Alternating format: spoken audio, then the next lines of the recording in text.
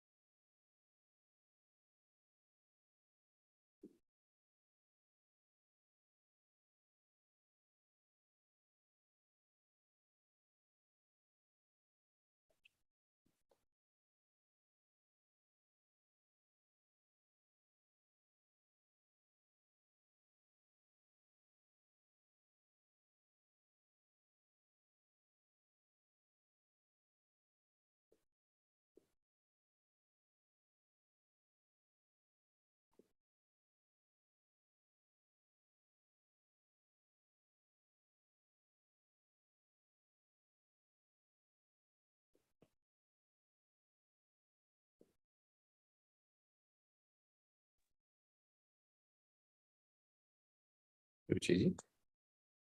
Yeah. If you're ready, then we can start. Yes, yes.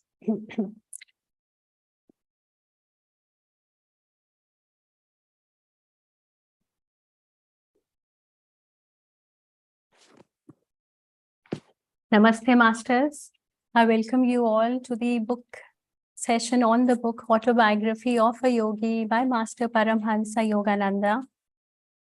And as we always do, we start the session with paying gratitude and reverence to the Masters. So gently closing your eyes for a moment, holding your hands.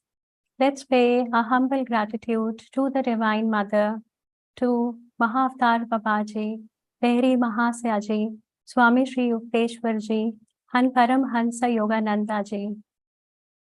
May we be bestowed with the power of discernment, that we see the world and understand the world as the divine sees it.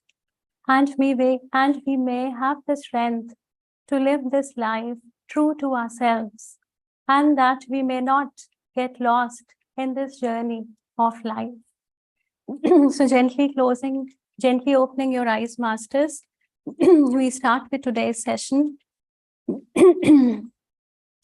And Masters, before embarking on new learnings, let us quickly go through what we learned the last time. So in the last session, we learned about the saints and the miracles performed by them. We know that Yogananda, he met the perfume saint and the tiger Swami, and we learned that it took the perfume saint 12 long years to master the art of manifesting perfumes. And Yogananda asked that why did you waste such a long time in manifesting something which one can easily buy from the market? And we also learned from the life of Tiger Swami of how he turned into a saint.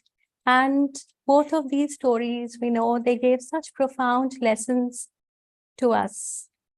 And today we will continue with this journey, and we today meet not only the enlightened saints, but we also meet a great scientist.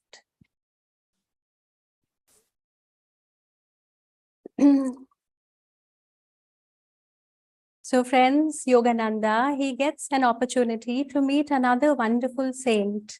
And this saint's name was Nagendranath Bahaduri. And he was usually addressed as Bahaduri Mahasya. And what was so special about this saint was that he could levitate in the air.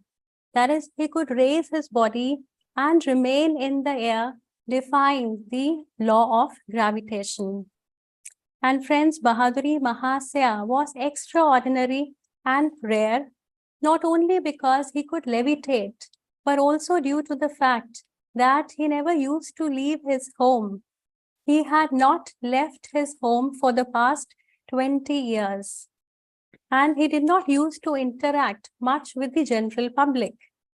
And now, friends, if you are thinking that how could Nagendranath Bahaduri or Bahaduri Mahasya, he could levitate, defying the law of gravitation. So the answer to this is that when a yogi or when a meditator, he loses its grossness of the physical body after performing some breathing exercises or pranayams. So his body, it becomes so light that it starts levitating.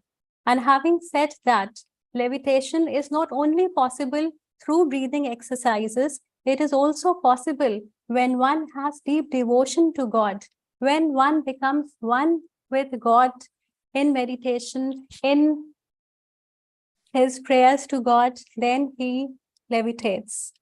So now, Masters Bahaduri Mahasya, let's know more on his life. And now, when Yogananda, he got to know that Bahaduri Mahasya, he remained indoors. And so Yogananda asked that, why do you remain indoors? And very beautifully, Bahaduri Mahasya, he answered that his rule to stay indoors is not for his own benefit, but for the benefit of others. So what the saint meant was that he did not want to disturb the peace of people who are so highly immersed in the material world, in the worldly things, in the material possessions, as they might not appreciate and be comfortable with the direct and honest spiritual talks. So Bahaduri Mahasya, he was such an enlightened saint. He knew the very fact that most of the people, they're not yet ready for the ultimate truths of life. They're not yet ready that this world, that the people of this world, they're so much immersed in the delusions of life, in the illusions of life, that if they are presented with the truths, the ultimate truths of life, they will become so uncomfortable because they are not yet familiar to it. And Bahaduri Mahasya, just for the concern of others, because he was a person of truth, if he has to be outside with people, he could not refrain from speaking the truth. So just for maintaining the peace, just for maintaining the happiness of others, he decided that, okay, I will stay indoors and I will pursue my spiritual journey and walk this path. And friends, listening to these beautiful words, Yogananda, he could not stop himself and said to Bahaduri Mahasya that you are the first saint I am meeting who always stays indoors. And yet again, Bahaduri Mahasya, he said some profound words, and I quote, God plants his saints sometimes in unexpected soil, lest we think we may reduce him to a rule. So these words of Bahaduri Mahasya, friends, they suggest that God realization, that divine realization is not confined only to people who come from a particular background or a particular social status or a particular tradition. That God realization can come to anyone, irrespective of their backgrounds, irrespective of whether they live in caves or they live in isolation, whether they live a worldly life or whether they live a life of isolation. So, friends, just imagine if divine realization was only coming to people who lived in isolation, then what would have been, then we would have confined the divine into a rule that yes, God realization will only come if you are born into a particular family or if you live a life of isolation. So that is not so. Just to tell us this, Bahaduri Mahasaya, he opened our doors that yes, we too are capable of walking this path. We too are capable of realizing God into ourselves.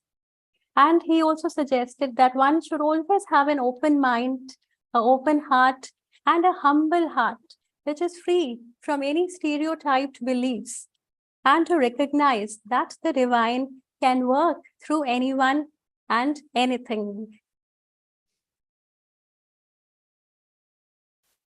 And friends, Bahaduri Mahasaya, although he was in his 70s, yet he was active and he displayed no signs of aging. And another noteworthy thing about Bahaduri Mahasaya is that he belonged to a wealthy family and he had all the luxuries, all the comforts that one could think about. But he left all the wealth, all the comforts, all the luxuries in his early childhood to single-mindedly tread the spiritual path. And once again, one of the students asked Bahaduri Mahasaya that why did you sacrifice yourself of the wealth, of the luxuries, of the comforts? You were born with a silver spoon and still you left everything. And Bahaduri Mahasaya said that touched the heart of everyone. He said, and I quote again, that I have left a few paltry rupees, a few petty pleasures for a cosmic empire of endless bliss. How then have I denied myself anything? I know the joy of sharing the treasure. Is that a sacrifice? The short-sighted worldly folk are verily the real renunciants. They relinquished an unparalleled divine possession for a poor handful of earthly toys. So aren't these lines so beautiful, friends? And what Bahaduri Mahasaya is conveying is that just by letting go of a few material possessions, of a few worldly things, he has gained access to the eternal and abundant wealth of the ever-new joy, the ever-new bliss, and the ever-new peace. So he said that is that the sacrifice he made? But rather he said that the real sacrifice is made by the worldly people who think that only by having a little bit of wealth, a little bit of worldly possessions, they have got everything. But they have no idea that there exists an entirely another world, which is not dependent upon these paltry little things. So he said that I am not a renunciant. Rather, these people are the renunciants because they have left an eternal empire of cosmic wealth. Aren't these lines so beautiful with such a profound message, friends? In our lives too, friends, what do human beings want? We want happiness.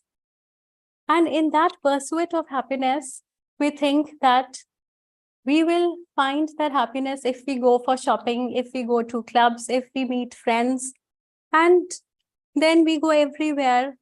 And what do we find then? That this happiness is transient, it is fleeting, it passes before we even know it. And then we look out for new external sources of happiness. And in this process, we are stuck in the vicious cycle. And, we don't understand where the real happiness is. So it's just like a musk deer who's looking for the fragrance when he doesn't know that this fragrance is coming right from his own body. So in the similar manner, the happiness that people search everywhere thinking that the material wealth, the possessions, the worldly things will give them happiness, that is absolutely not, because the happiness, what they are searching for is their innate nature. It is already present within them.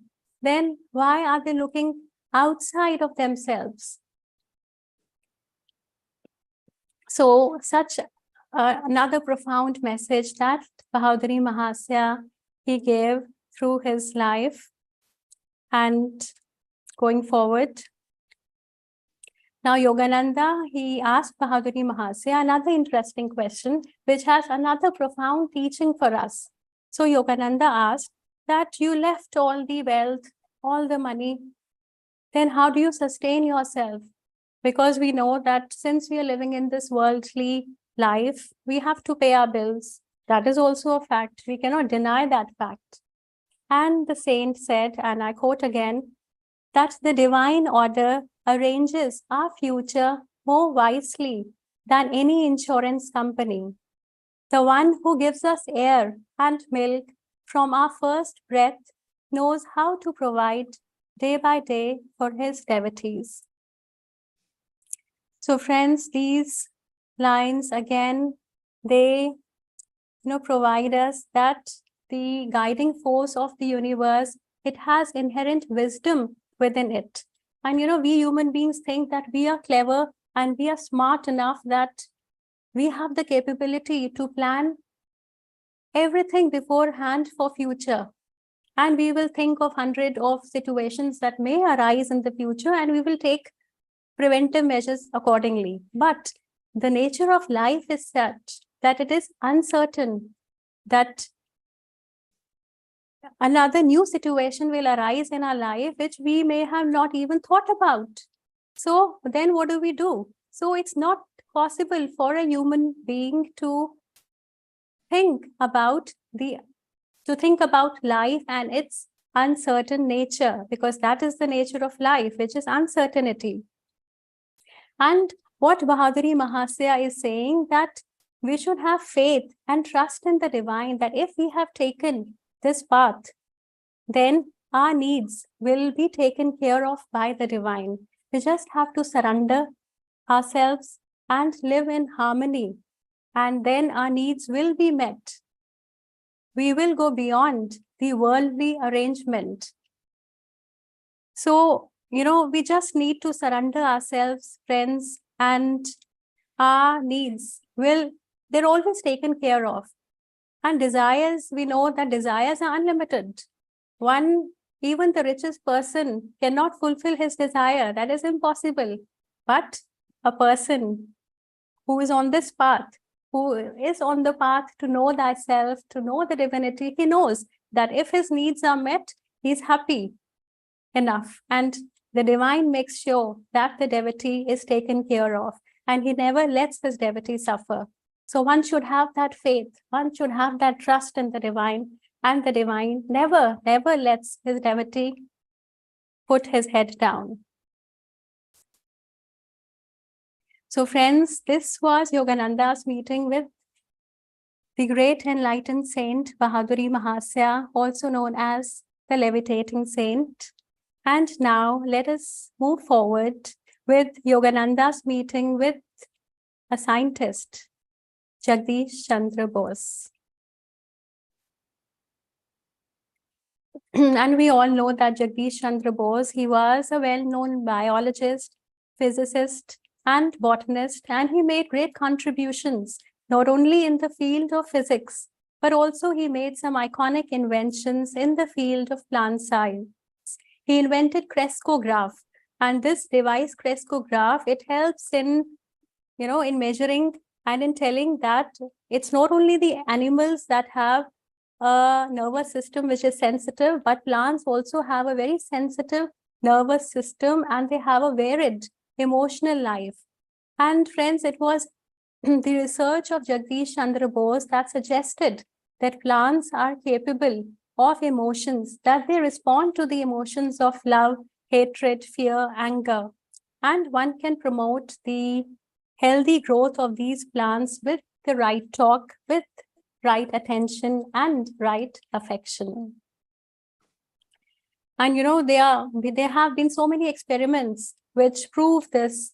And we all must have also tried with these experiments that when we take two plants and we shower all the love all the affection, all the positivity on one plant, but on the other hand, we express only negativity, hatred, anger to the other plant, then this directly affects their survival. You know how the first plant, it grows beautifully, giving all the flowers, all the fruits it is meant to, and how the other plant, it barely survives.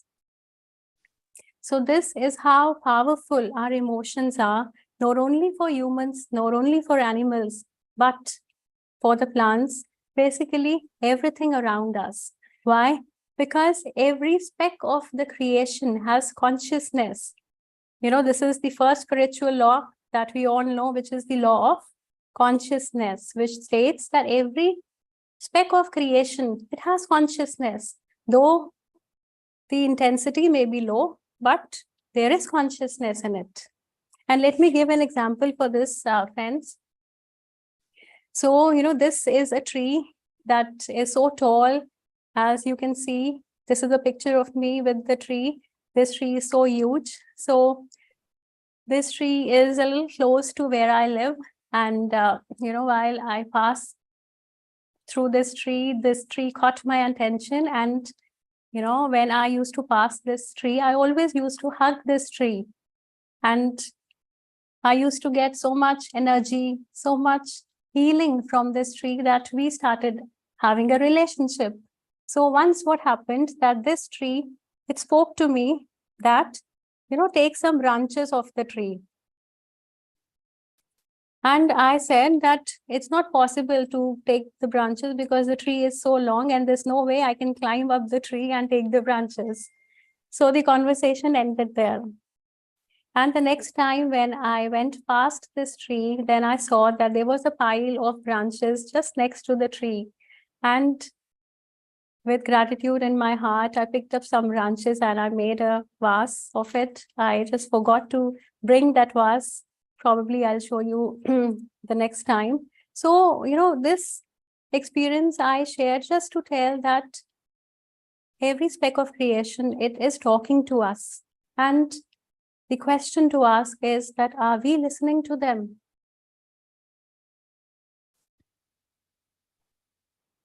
So coming back to the life of Jagdish Chandra Bose, so there was another great contribution that was made by Jagdish Chandra Bose, and it was that the Bose instruments, they demonstrated that it was not only the human beings who are subject to fatigue, but also metals, they are also subject to fatigue. And, you know, anywhere where metals are used, be it scissors, be it knife, be it the machinery where the metals are used in the factories, so all are subjected to fatigue and they need periodic rest. So I was quite fascinated to know this because I had thought that it's just the human beings or the animals that need periodic rest, but no. Since, you see, this again proves that every speck of creation has consciousness and they will respond then to the nature of how we behave, how the human behaves as well. So we need rest. So even the metals need rest. And now, friends, this was the meeting of Yogananda with the great scientist Jagdish Chandra Bose. And going forward with the journey, we also learn today about another great realized, self-realized master who was a very advanced yogi and who had deep devotion in him, and he had a profound connection with the Divine Mother, and his name was Master Mahasya, who was also known as the blissful devotee, although his real name was Mahendranath Gupta. And friends, this meeting of Yogananda with Master Mahasya is very profound, is very touching. So friends, Yogananda, he learned that Master Mahasya, he could commune with the Divine Mother. And the moment he came to know about this, his joy knew no bounds, because we know that after the passing of the earthly mother of Yogananda, how shattered and how grief-stricken he was. And at that time, it was the Divine Mother who showered love and compassion on him and gave him a vision as well as a message that I've always watched your life, life after life, and I will always watch you. And it was only after getting this vision and getting this message from the Divine Mother that Yogananda now, he felt strength in his heart, and his pledge to find the divine, it got more stronger. And now when he got to know that Master Mahasaya can commune, can talk to the Divine Mother, so he immediately went there and asked Master Mahasaya and requested him that, can you please also have a message for me from the Divine Mother? And Master Mahasaya, he humbly replied that sure, he would make a plea to the Divine Mother, to the beloved Mother, and see if he gets a message for Yogananda. And friends, the same night when Yogananda, he sat for meditation, he got a wondrous vision. It was the Divine Mother right in front of him. And she said to Yogananda, always have I loved you, ever shall I love you. And with this message, she disappeared. So it was the second time that Yogananda, he got a vision and a message from the Divine Mother. And now, early next morning, Yogananda, he went and rushed to the house of Master Mahasaya, seeking that Master Mahasaya would also have got a message from the Divine Mother for him. And the answer that Master Mahasaya gave was, it touched the heart. He said that, didn't you get a vision and a message from the Divine Mother last night at 10 o'clock? And hearing this, friends, Yogananda, he couldn't hold back his tears. Master Mahasaya had pierced into Yogananda's soul. And Master Mahasaya, he explained to Yogananda that you have earnestly worshipped the Mother, both in human and in the divine form. Then how could your prayer not be answered?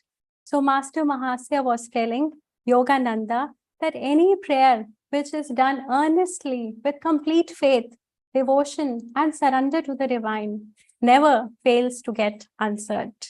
And I always say this, I always live by this, that when you pray with earnestness, with sincerity, with devotion and one-pointed focus, then it never happens that your prayers don't get answered. Yes, it may take time to get answered, but that delay is also for your best. Whatever the reason is for the delay, but when you get your answers, you know it, that yes, this is all for my highest good, because the divine knows the best, and it is best to surrender to the will of the divine and make divine's will your will.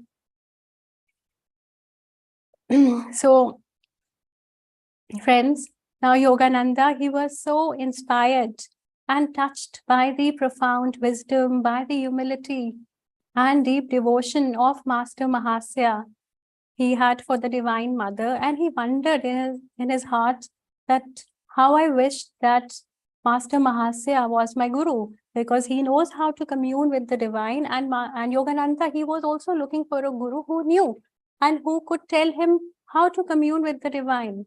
And as if reading the thoughts of Yogananda, Master Mahasaya said that I am not your guru, that your guru shall come a little later, and he will help you translate all the spiritual experiences, all the love and devotion that Yogananda has for the beloved Mother in deeper wisdom and understanding.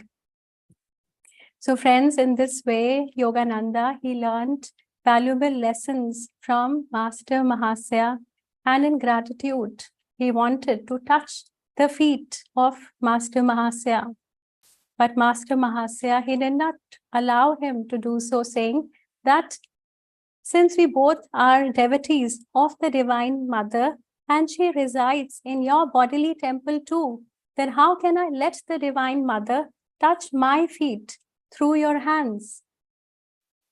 So Yogananda, he requested him to please accept a garland of flowers that he had made with his own hands, especially for Master Mahasaya. And Master Mahasaya, he happily accepted this garland on his bodily temple.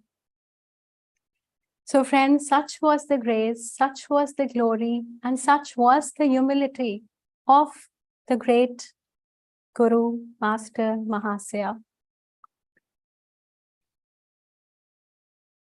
And friends, I would like to add here that it's all because of this book and the numerous other books which are written by Paramahansa Yogananda that we have the privilege to know about these miraculous possibilities, which otherwise, there was no way we could be aware of what is possible. The saints performing miracles. There's so many saints in this book who are performing miracle, not to flaunt, not to have an ostentatious display of the miracles, but they knew that in the future, a book will be written. And in this book, when it will be written about all the miracles, then the people of that age will also get to know that, yes, everything is possible, so that we also open our minds and open our hearts to the endless possibilities that divine has to offer, that we don't live in the limited mind of eating, sleeping, and drinking and earning, that we also realize the ultimate truth of life, the ultimate truth of death. And, so, all these saints, whether it was the perfume saint or the tiger Swami or the saint with two bodies, that is Swami Pranabananda, or the levitating saint, or so many other saints that we will learn about in the upcoming sessions, they all indicate that life is a precious gift, an opportunity to know God. And so we should not wait for death to liberate us from our imperfections, because we are exactly the same after death as we are before. Nothing changes when we die. It's only that we give up our physical bodies. And when we reincarnate, then we will bring the same nature with us. So if in our lives we are suffering from fear, hatred, anger, jealousy, resentment, guilt, whatever it is, and if we die, so we should not think that all these negative attributes will go when we reincarnate. No, when we reincarnate, all these attributes we will be born with. So death doesn't liberate us from our bondages, from our illusions and delusions. To change, we have to make the effort. And this world is the place to do so. So it's time, friends, to break the bondage of disease, anger, failure, or whatever that makes us live in the cocoon of our own bad habits. And the way is, we all know, it is by self-effort, by meditation, by earnestly praying with faith, with devotion, with surrender. And friends, that was it for today. And in the next session, we will see how this deep longing desire of Yogananda, of finding his guru, of meeting his guru, it gets fulfilled. And today, we end the session with the cosmic chant, which has been written by Paramahansa Yogananda. And friends, this cosmic chant is so beautiful. It is a reminder of our journey towards self-realization, towards union with the divine. And when we repeat these words again and again, then we will realize and we will live from the reality, from the truth that we are an immortal soul. And this cosmic chant is, no birth, no death, no caste have I. Father, mother, have I none. I am he, I am he. Blessed Spirit, I am he. Mind nor intellect, nor ego feeling. Sky nor earth, nor metals am I. I am he, I am he. Blessed Spirit, I am he. And friends, we will today not listen to this cosmic chant, rather we will sing all together this cosmic chant, because when we sing, then it creates those powerful vibrations, it creates those powerful energies that then goes into our subconscious mind, and we remember then every word of this chant. So are you ready to sing today, masters? Yes. So you can all unmute yourself, and please also ensure that there is no background noises. So let's sing, and let me... Okay, just give me a minute.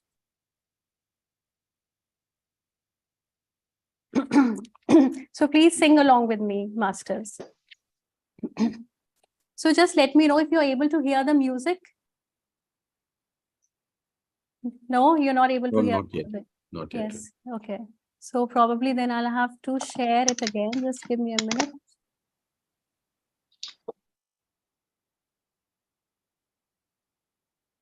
Okay.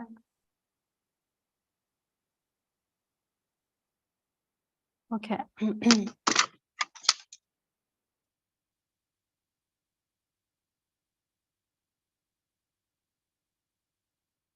Now you're able to hear the music, right? Yeah. Yes. Okay. Yes. So let's sing, masters. No birth, no death, no caste have I. No birth, no death, no caste have I. Father, mother have I none. Father, mother have I none. I am He, I am He, blessed Spirit, I am He, I am He, I am He, blessed Spirit, I am He, I am He, I am He, blessed Spirit, I am He. Mind nor intellect, nor ego feeling, mind nor intellect, nor ego feeling. I nor love, nor matters am I. I nor love, nor matters am I. I am He, I am He, blessed Spirit, I am He. I am He, I am He, blessed Spirit, I am He. I am He, I am He, blessed Spirit, I am He. Thank you so much, masters, for singing with me together. And I could hear all of you singing so beautifully, masters. Thank you. Thank you so much for joining and for singing. Thank you.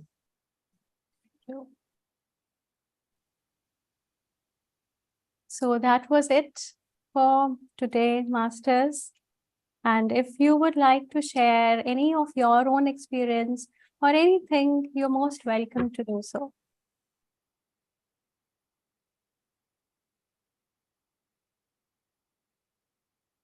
Hello, Didi. This is Archana.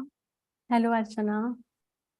Didi, you are so brilliant, so spontaneous, so awesome. I've been joining the Anapan such sessions for the first time, and it has installed such a passion to learn this beautiful practical knowledge just because of you. I'm highly grateful for the beautiful, truthful stories of yogis that you have shared. It has truly inspired me from within. Thank you so much for being so wonderful, Didi. Thank you so much, Archana. You know, even like you, even I was inspired by so many masters on this platform. And as my duty, it becomes to come on this platform and give back to so much from what I have taken from this platform. And so let's continue this cycle. And one day you also come on this platform to share your beautiful learnings, your journey, your experiences, Archana ji. Thank you, Didi. Just by listening to you, I felt as if lots of impurities in me, which was just now hanging, disappeared. I can feel so much of purification from within, as if meditation has already happened. It was so beautiful. It's just the grace of divine that does everything. The divine has the power to heal, to, not even a blade of grass can move without his grace. So it is all his grace, and let's be thankful to that grace. Thank you. Yes, Didi. Thank you, Didi.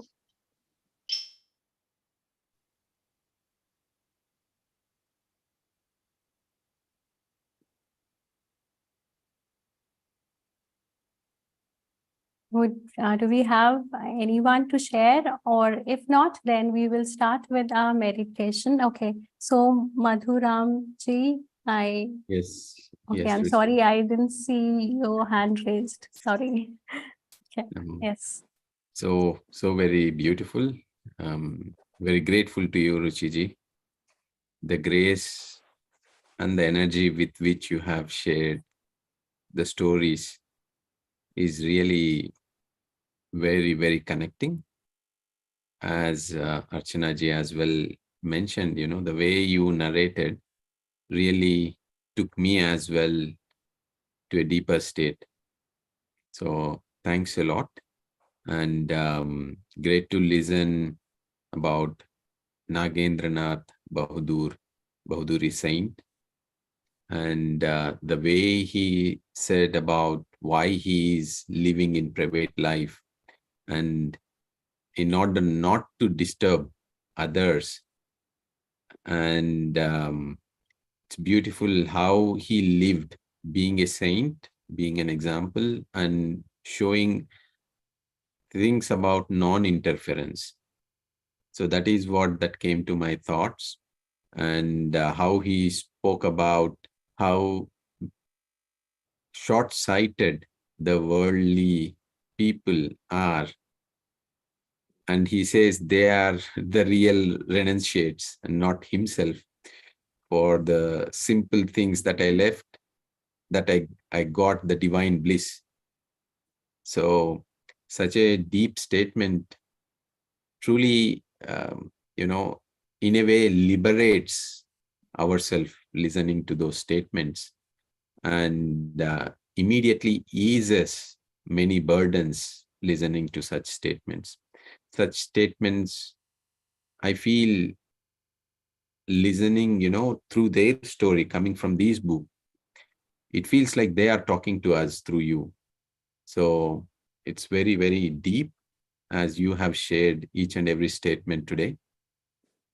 And again, he says that the divine takes care of everything, and he had planned everything so beautifully. And Wayne Dyer as well, he speaks the same thing. He says, what do you think when we, being in the most tiniest spaces, when we were in the mother's womb, in the most darkest places in the mother's womb, had been so very greatly taken care, why don't you think that once we are out, the same thing doesn't happen? So again, another such beautiful sharing that comes through this wonderful saint eases us, drops lot of quest that we do outside, taking lot of burdens, stresses. Very beautiful how he had said. And when you shared about the great Indian scientist Jagadish ji, I have not heard earlier about this Crescograph. Yes, I read this book long ago. I do not remember now. Good that this had got back. And recently I had been researching on this plants communication. Yes, it is very true how plants communicate. We were recently away from our home where we live in Germany for a couple of months due to maintenance works going on. although the water were given to the plants, that was not enough for them to look healthy. And we knew it is because they want much more than water, which is human interaction, which is the energy that is around there. So it is very much indeed true that everything has life. Everything has life. I remember my first great learning was in 2011 when we have been in Global Congress Spiritual Scientists in Bengaluru, Pyramid Valley, and Dr. Newton had spoken about these things, how everything has consciousness, how everything remembers everything. We indeed exchanged our personal objects, and then we were guided how to connect to the personal objects. And some stranger was able to share how these personal objects could share certain things about the person who was having them. So it was a game changer in the way I started looking at things, to understand that everything is consciousness. Not just plants, animals, humans, but even things that we think they're just things, but really not. They really have life. They have consciousness. What do you want? So that was beautiful. And then when you spoke about the plants, we remember our journey to North Italy. There is a place called Damanur where they do extensive research on plants. And basically they have designed certain devices. And when they sing, the plants give the music. When they sing a different song, a different tune comes from the plant. So they listen, and it's beautiful to see this happening in front of your eyes. So if you are around Europe, friends, do visit this North Italy place. It's called Damanur. It's a beautiful place. They do lots of research, scientific research. And the story of yours showing your friend tree at your place reminded me of my friend tree where we live near in Heidelberg. Really, plants communicate. I'm sure when you go into the, into a forest, into a garden, when you look around, you will notice how plants connect with you. So have a close observation, everyone. You will connect and you will have this connection. You will feel that warmth that comes from these tree friends, great tree friends. And yes, the last quote as well, that we have to change now. It is not that when we leave our physical body, we become an angel. Very beautiful message by Paramahansa Yogananda ji. So as below, so above. So nothing changes. We have to transform in the now. So every moment that we are living, that is why is so very equally important in our journey. So thank you. Thanks a lot, Ruchi ji. Happy that I could be here for your session today. And thanks everyone. Thank you so much, Ram Garu, for joining in from Turkey. You are in Turkey. Yeah, that's so amazing that you could join. And thank you for sharing so many personal experiences, because you have got such a ocean of wisdom with your profound experiences that, we learn so much from your life, and we get so many new perspectives on how to live life. As you shared about Wayne Dyer, he's such an amazing master with such amazing books and such profound words of wisdom he always shares. And the amazing place of Damanur in Italy that you have mentioned. So next time I go to Italy, I'll make sure I visit the place Damanur. And yes, and I would also like to see how the plants give the rhythm to the songs. That would be very fascinating indeed. Thank you. Yes. Thank you. Thank you, Ram Garu. Yes, Vindhyaji, please unmute yourself.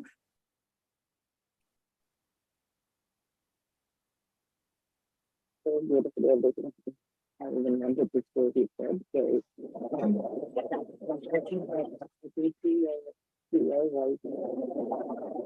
Yes, Vindhya ji, you can go ahead.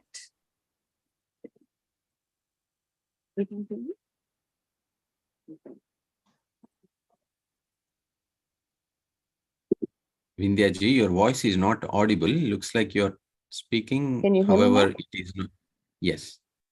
Yeah, sorry, I think I was.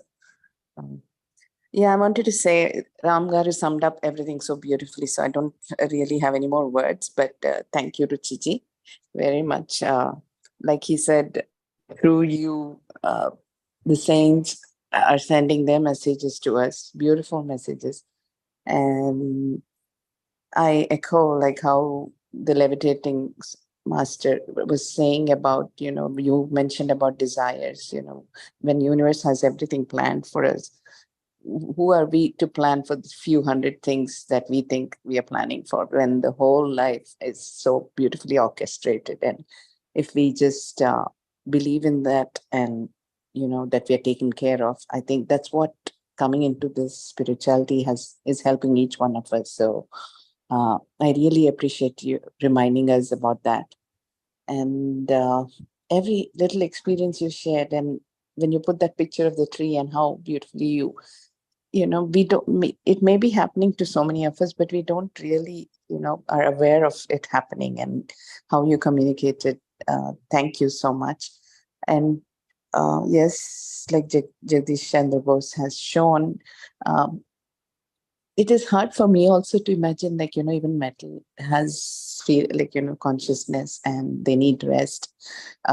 We need to become more aware of that. How Ram Garu was saying about music and plants. I've heard of that videos too before, where you can plug in an instrument and you can hear they vibrate at different, it's a different vibration from each plant. Like water has memory. So we are learning so many things, and we took all this for granted all these years. So thank you so much for bringing our, awareness back into all this. Thank you, Ruchiji. Very grateful. Thank you, Vindhya ji. Your words, they bring so much love with them. And, because just the other day I was hearing somebody's video, and she shared her personal experience. And that experience was so unbelievable. And, the reason I will share that thing when, in the next sessions, when I get an opportunity to do so. So, and she shared that the reason she is sharing that miraculous experience was because, we as human beings, we get so many signs from the universe, but we have this tendency to reject those signs. Why? Because we think and we believe that if we get a confirmation, a reassurance from other human being, then we will believe of our own experiences, but we will reject the signs of the universe. So, listening to that video, I got inspired of sharing my own experiences, though I'm a little hesitant to do so. I don't know why, but listening to her words, she inspired in a way to me that yes, like her, I got inspired and I started trusting the signs of the universe. So in the similar manner, I want to pass on this trust and this faith in the universe. So, as I said, that the cycle of faith, the cycle of trust in the divine should go on. And you should also, whenever you want, please share your experiences as well, so that we all get inspired from one another. So thank you, Vindhya ji. And thank you for the beautiful, you made us all sing. I couldn't think we could all sing. And it is such a simple and beautiful prayer. Thank you. Yes. Even I had not thought that it would come up so beautifully well with all of us singing together. But I am so glad that I took that experiment and I believed in that experiment and it worked well. So thank you all the masters for singing together. And Indraji, yes, please, you can unmute yourself, Indraji.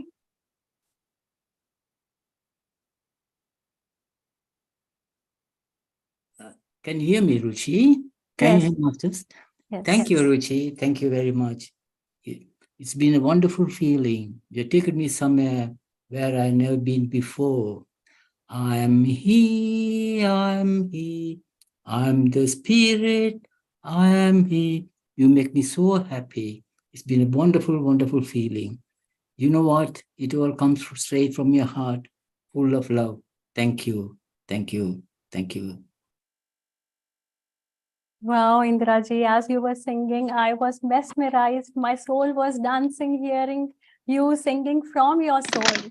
And, you know, the purpose of today's cosmic chant by Master Paramahansa Yogananda ji, it got served today because it pierced into our hearts, it pierced into our souls. And that is the only purpose of Master Paramahansa Yogananda writing these cosmic chants. So we all can experience that bliss, that joy, that peace from within. So, Indraji, I'm so thankful to you for singing this chant so beautifully. Just you listen to this chant just for once and you were able to sing it so beautifully. My soul is dancing at this moment. Thank you, Indraji. Thank you so much. And thank you, Ruchi, and thank you all the masters. All your energies are wonderful, beautiful. Thank you. Thank you.